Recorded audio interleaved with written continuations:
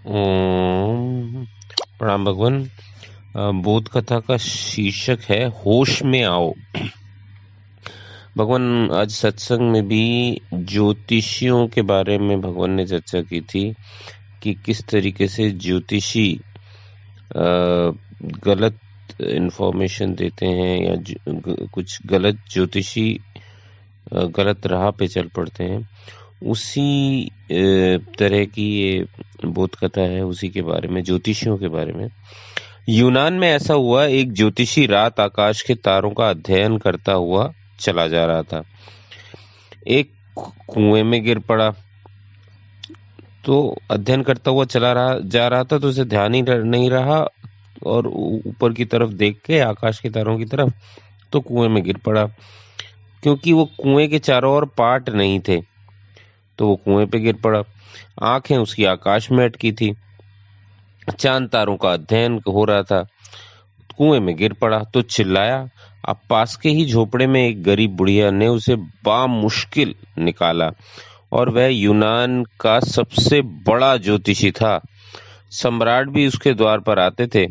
उसने बुढ़िया का बहुत बहुत धन्यवाद किया और कहा कि देख, तुझे पता नहीं कि तुझे सौभाग्य से किसको बचाने का अवसर मिला है। मैं यूनान का सबसे बड़ा ज्योतिषी हूँ।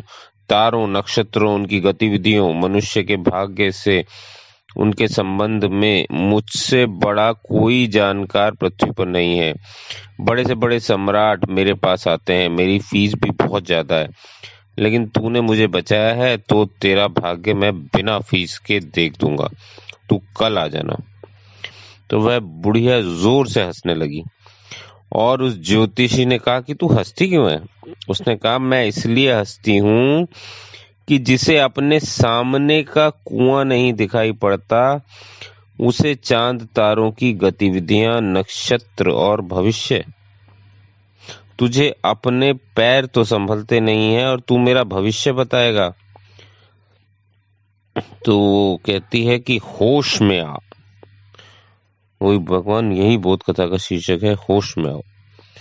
और कहते हैं कि इतना सुनते ही यह घटना उस ज्योतिषी के जीवन में क्रांति का कारण बन गई और उसने ज्योतिष छोड़ दी। यह चोट बहुत भारी थी। यह बात भी इतनी सच थी कि सामने पैर के कुआं है, नहीं दिखाई पड़ा। मगर उसे क्यों कुआं नहीं दिखाई पड़ा था? नहीं कि उसके पास आंख नहीं थी, आंख थी, मगर आंख दूर के तारों पर अटकी थी। तो भगवान, यही बोध कथा है। आज इतना ही। बहुत बहुत धन्यवाद।